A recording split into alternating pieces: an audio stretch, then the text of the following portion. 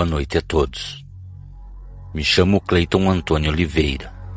Moro no estado de São Paulo há mais de 26 anos. E o que estarei contando a todos vocês aconteceu com meus avós há muito tempo atrás. Moramos um pouco retirado da cidade, em uma vila que está localizada mais para a área rural. Apesar do avanço da cidade, pavimentação de ruas e condomínios particulares que hoje em dia tomam boa parte da região que moramos, meus avós nos contam que época boa era a época em que a rua da frente de sua casa ainda era somente terra. Época que era possível ouvir o canto dos pássaros, sentir o cheiro das árvores e o ar era limpo, completamente diferente do que é hoje.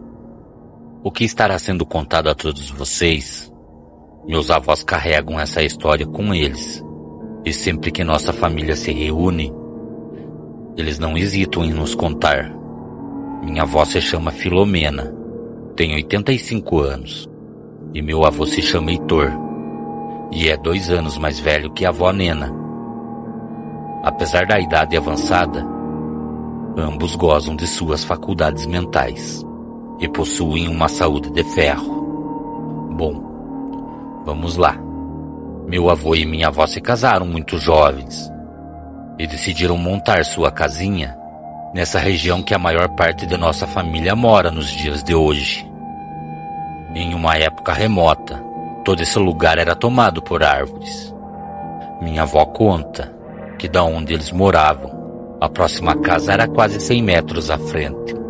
Os terrenos se tornavam pequenas chácaras, onde muitas famílias plantavam, colhiam e vendiam. Em suas palavras, minha avó nos conta dessa forma. Meu velho arava a terra, com a ajuda de um cavalo de ferro. Essa ferramenta era muito antiga e ia preso a um cavalo que tínhamos. O cavalo puxava essa ferramenta. Sua ponta entrava na terra e revirava todo o terreno. E seu avô vinha atrás do cavalo, segurando o cavalo de ferro para ele não virar. Depois disso, fazíamos juntos o plantio, fosse de milho, alface, repolho ou até mesmo cebolinha verde. Muitos moradores se reuniam para se ajudar. E depois disso, era feito um grande mutirão nas ruas. E ali era vendido boa parte de tudo que era colhido.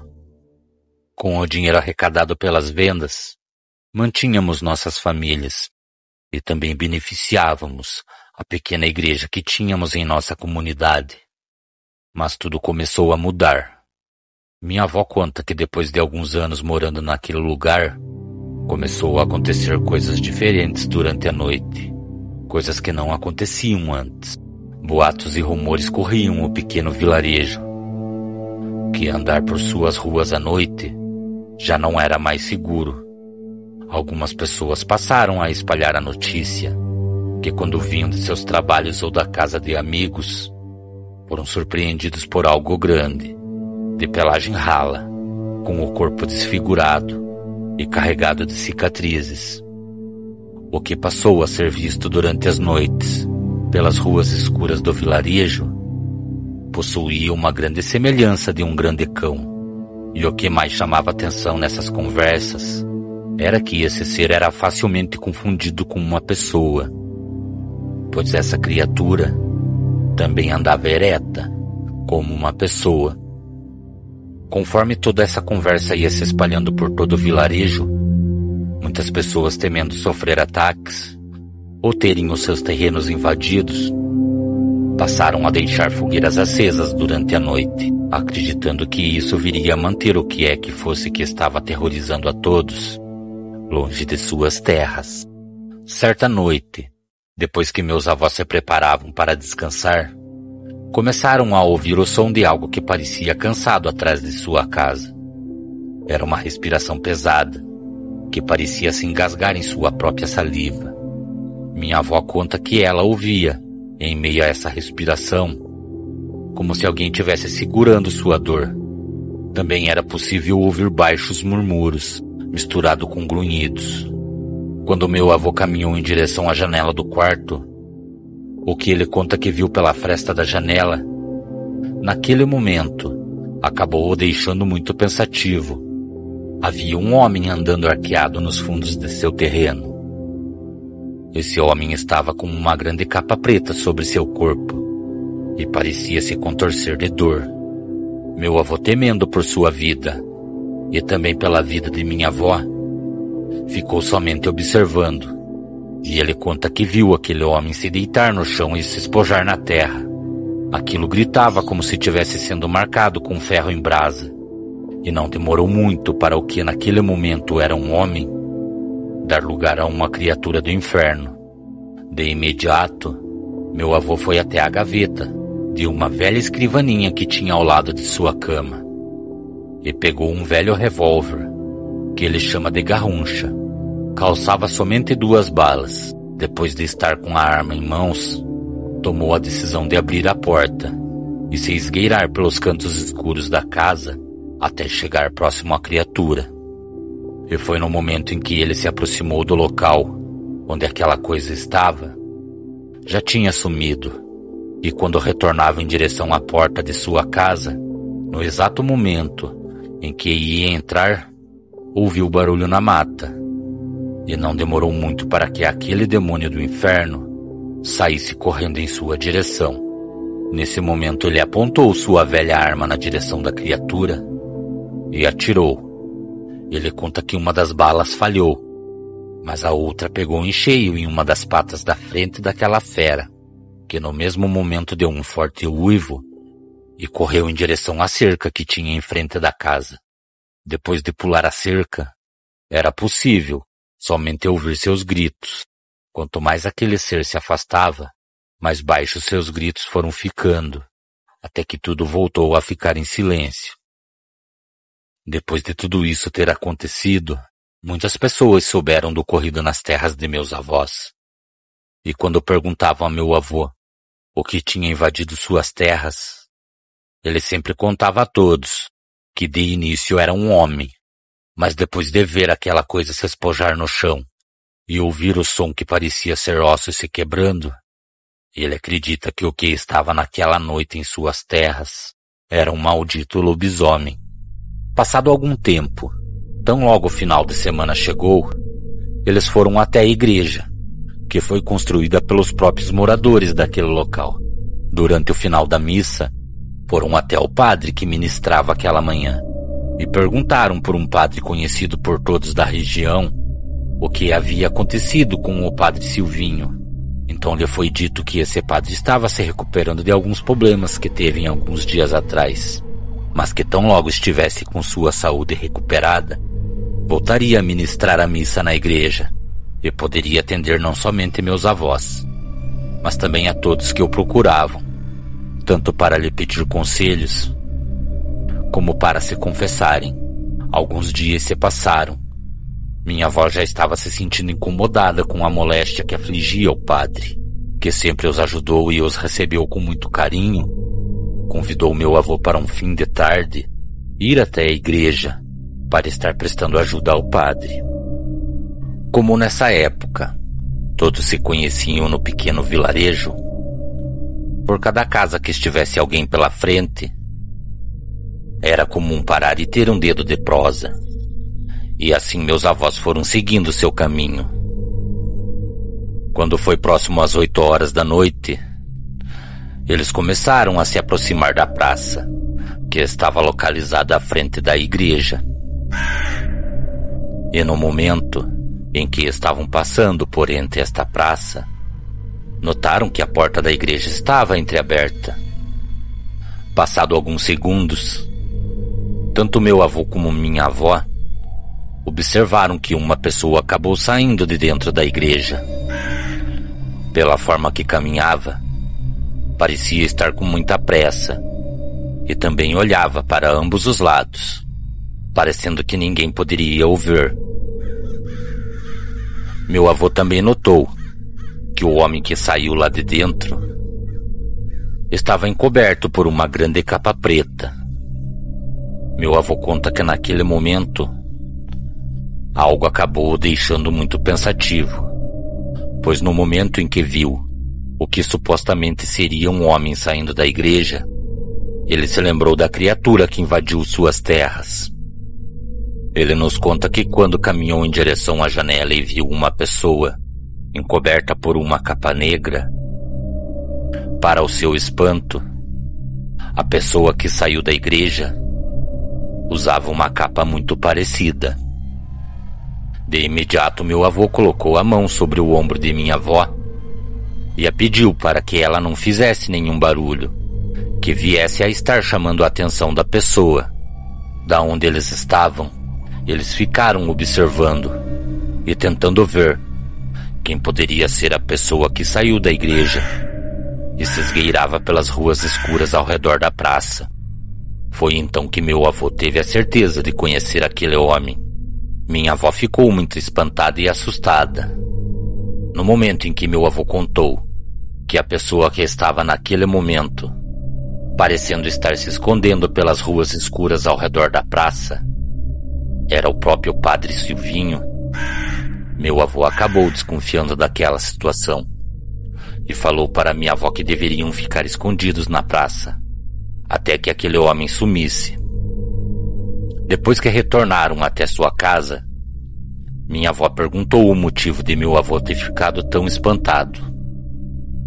Então meu avô começou a lhe contar que na noite em que ele olhou pela janela e saiu para fora para ver quem poderia ser que andava em seu terreno, a pessoa que virou a besta infernal usava uma capa muito parecida com a capa que o padre Silvinho usava.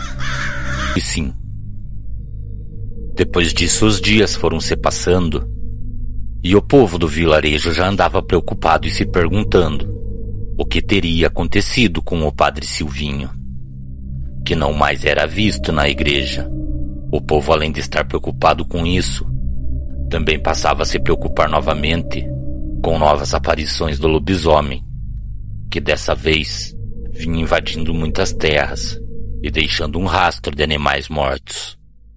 Pequenos bezerros, porcos e até mesmo cachorros eram atacados e mortos. A população cogitava a ideia de se reunir e fazer uma emboscada para tentar matar a criatura, que já vinha lhes trazendo muitos prejuízos. E não demorou muito para que isso viesse a acontecer. Todos que moravam próximo à casa de meus avós acabaram sendo surpreendidos por uma mulher que estava grávida de alguns meses. Já era próximo às 11 horas da noite, quando todos passaram a ouvir os gritos que cortavam o breu que encobria a rua que morávamos.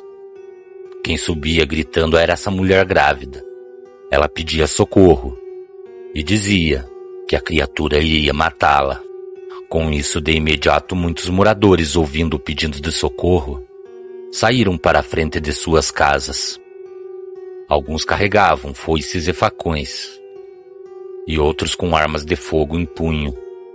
Então, depois que aquela jovem foi socorrida, muitos homens decidiram ir até onde a criatura foi vista. O povo estava bastante agitado. Muitos homens que se encontravam nervosos proferiam palavras de incentivo para o restante da população. E com isso, não demorou muito para que todos estivessem de certa forma estimulados a acabar com a fera aquela noite.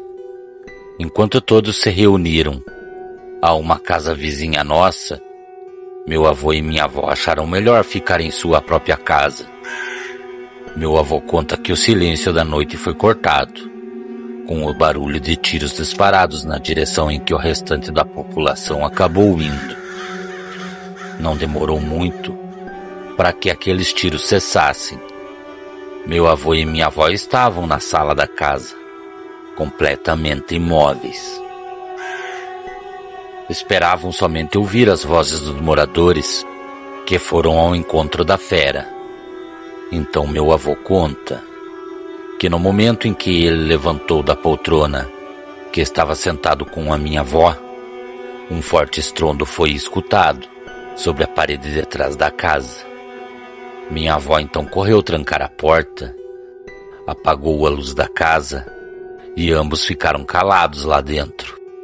Também não demorou muito para verem a silhueta de um grande animal passando por frente às janelas. Aquilo resmungava, parecendo que tentava falar algo.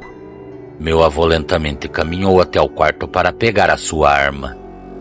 E no momento em que retornou, caminhou até a porta da sala, que dava saída até um imenso quintal. Ele se encostou na parede e fazia sinal para minha avó não fazer barulho algum. Também conseguia ouvir a respiração pesada da criatura do outro lado. O que mais acabou deixando os dois amedrontados foi o momento que eles acabaram ouvindo os resmungos, que mais parecia seus nomes. Eles em silêncio ouviram o momento que aquela fera resmungou as seguintes palavras: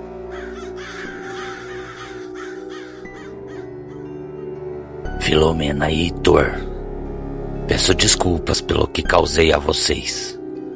Nunca tive a intenção de prejudicá-los ou lhe fazer algum mal. Quando passei por suas terras, eu acreditava que teria tempo de chegar até a mata fechada, mas quando me dei por conta, já era tarde demais. Carrego essa maldição que me foi passada de pai para filho. Minha mãe sempre soube que meu pai era um famigerado lobisomem, mas devido ao amor que sentiam um pelo outro, o fato dele ser uma criatura temida por muitos não impediu que minha família fosse muito feliz.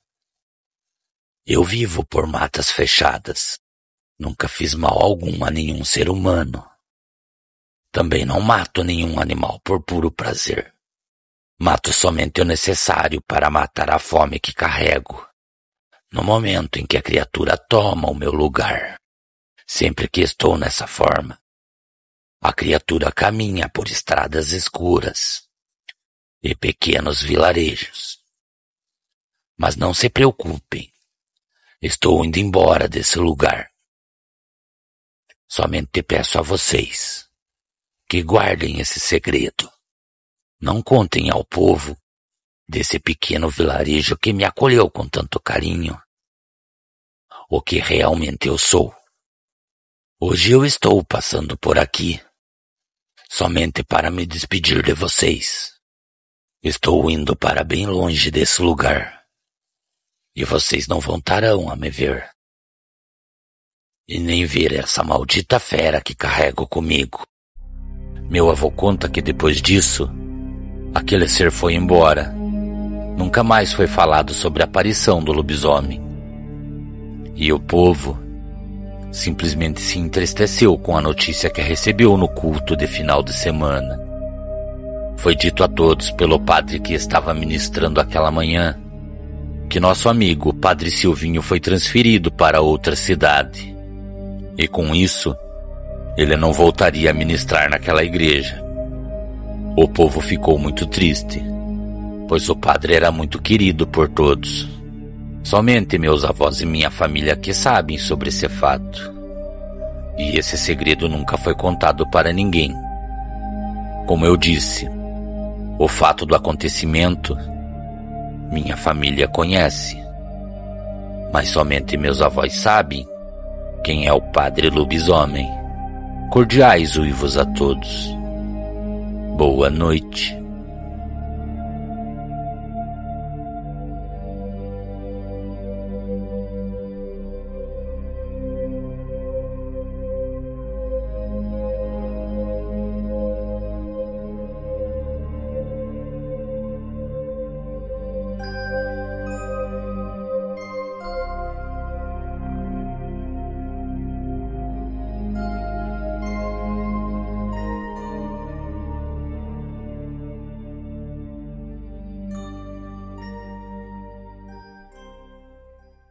Boa noite.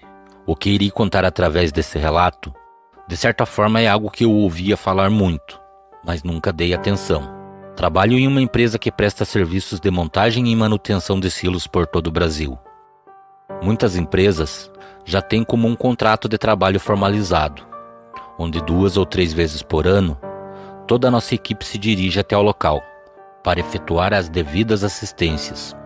Me chamo Eloy Mendes Ribeiro, moro em Campo Mourão, e há alguns dias recebemos a notícia que a empresa que trabalhamos tinha ganhado uma licitação de trabalho para prestar serviço e assistência a uma empresa que está localizada na área rural da cidade de Vitória da Conquista, no estado da Bahia. Já tínhamos data e hora certa para que nossa equipe estivesse se dirigindo até essa cidade. Seria uma sexta-feira, próximo às 3 horas da tarde, e junto comigo estaria mais 2 companheiros de serviço. Antônio Carlos, de 45 anos, que além de ser o trabalhador mais antigo da empresa, sabia como ninguém como resolver qualquer problema. E um rapaz que todos nós chamávamos de Digão, apelido que recebeu por se chamar Diego, o mais novo contratado da empresa. A viagem era toda por conta da empresa, e tudo já estava certo. Tão logo chegássemos no aeroporto da cidade, já estaria um carro à nossa espera, e esse mesmo carro nos levaria até a empresa onde iríamos prestar nossos serviços. Até onde sabíamos, teríamos que fazer a troca de toda a parte elétrica, de alguns silos que há algum tempo não funcionavam. Depois de chegar no aeroporto e nos dirigir até o carro, começamos a fazer o caminho até a empresa. Também era possível apreciar um pouco da cidade, e também da área rural. O motorista se chamava Adão, ia nos falando sobre alguns pontos turísticos que existiam por toda a extensão da cidade. E também falou que não muito longe da empresa, tinha um pequeno vilarejo, famoso por suas festas, e que esse final de semana não seria diferente. Como fizemos uma boa amizade com o motorista da empresa que foi nos buscar, ele acabou nos convidando para irmos até esse vilarejo no sábado, e nós aceitamos. Passado um bom tempo, que já estávamos naquela estrada, era possível ver que estávamos nos aproximando de uma empresa. Tão logo chegamos, notei que a empresa que iríamos passar alguns dias tinha uma grande portaria de segurança, e os homens que estavam lá estavam fortemente armados. Então, depois de entrarmos na empresa, nos dirigimos até o escritório, onde o dono daquele lugar já estava à nossa espera. E depois de nos comunicar quais problemas estava tendo com alguns silos, ele pediu para que um dos trabalhadores da empresa nos acompanhasse até onde ficaríamos acomodados.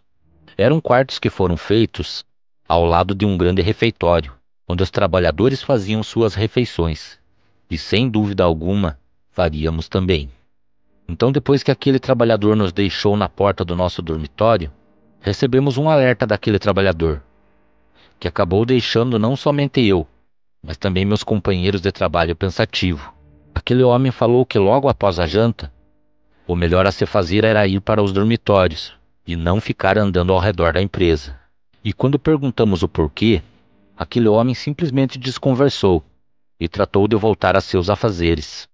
Então logo colocamos nossas coisas no quarto, eu e o senhor Antônio fomos até alguns silos, e no final do término do expediente, já tínhamos discriminado em uma folha de papel uma relação de peças que precisavam ser trocadas. Essas peças seriam encomendadas e chegariam na segunda-feira. Então teríamos boa parte do sábado para remover peças que estavam com defeito, e também trocar boa parte da elétrica dos 2 silos. Então, quando retornamos para os dormitórios, Diego já tinha organizado todas nossas coisas. E também notamos que nosso quarto não era tão grande. Possuía 2 beliches e uma pequena mesa. Diego então falou que no momento em que estávamos no silo, um dos trabalhadores da empresa foi até onde ficaríamos por alguns dias. E falou que a empresa tinha implantado novas regras, devido a alguns problemas que estava passando. E quando perguntei quais seriam essas regras, Diego falou que os funcionários não deveriam ficar transitando pelo pátio da empresa depois das 9 da noite. E, se possível, todos deveriam ficar em seus quartos. E quando foi lhe perguntado o porquê, esse homem falou que a empresa durante as noites tem recebido a visita de algo, que tem feito muitos trabalhadores perderem a vontade de continuar trabalhando nesse local. Então, quando perguntei se aquele homem já tinha visto o animal que vinha aparecendo durante as noites, fiquei surpreso com tudo que ouvi. Diego então falou que o animal é muito parecido com um enorme cão, com grandes orelhas pontiagudas. E quase todas as noites é possível ouvir o pessoal da segurança efetuando disparos com suas armas, e esse mesmo animal correndo por boa parte da empresa, até sumir na mata. Quando vi o companheiro dizer que tudo indicava que esse animal era um lobisomem, simplesmente me calei. Abaixei minha cabeça e não sabia o que pensar. Cheguei a imaginar que poderia ser coisa de peão de obra, que estava saindo com conversa só para ver como reagiríamos a tal comentário. Nenhum de nós falou mais nada, e depois de um banho, fomos até ao refeitório para jantar. E lá encontramos o companheiro Adão, que foi nos buscar no aeroporto. Fomos até a mesa que ele estava, e fizemos nossa refeição por ali. E não demorou muito para que o companheiro nos perguntasse se a nossa ida ao vilarejo ainda estava certa. Nem me dei conta.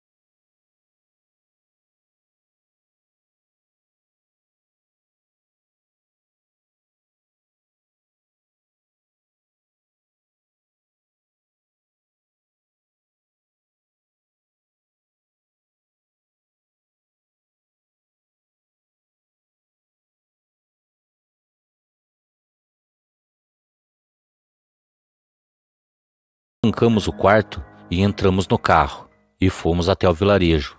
O lugar era muito bonito. Parecia que toda a pequena vila estava em festa, bandeirinhas espalhadas de um poste a outro. Boa parte do povo estava trajado, para apresentações que viriam a ter.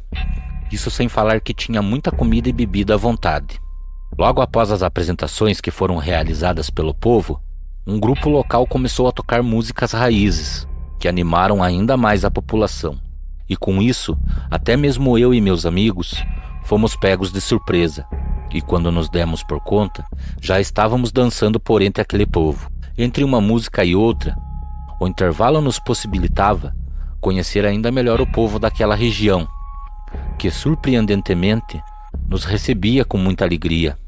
Passado algumas horas de festejo, e também sem contar que já era muito tarde, achamos melhor nos despedirmos dos novos amigos que fizemos e retornar para a empresa. Se fosse por Adão, passaríamos a noite e também o dia de domingo, pois tudo indicava que a festa não tinha hora para terminar. Então, quando estávamos retornando, boa parte do trajeto tinha que ser feito com o carro bem devagar, pois a rua era muito cheia de buracos e também alguns lugares tinham grandes desfiladeiros. Mas em determinada parte do caminho, Adão falou que o carro estava apresentando problemas. Parecia que o motor perdia a força, e ainda faltava perto de 400 metros para chegarmos na empresa. Como o pior da estrada já tínhamos feito, Adão nos deu a ideia de fazermos o restante do caminho até a empresa a pé. O carro foi travado, e durante o dia retornaríamos, para tentar resolver o problema. Então, no momento em que estávamos fazendo o caminho a pé e já estávamos a alguns metros do carro, Adão se calou e não falou mais nada. Então o senhor Antônio acabou quebrando o silêncio da noite e lhe perguntou se Adão estava preocupado em deixar o carro naquele local. Adão falou que não, que o lugar era tranquilo e seu carro era conhecido pelos sitiantes locais. Então novamente Antônio perguntou o que o preocupava.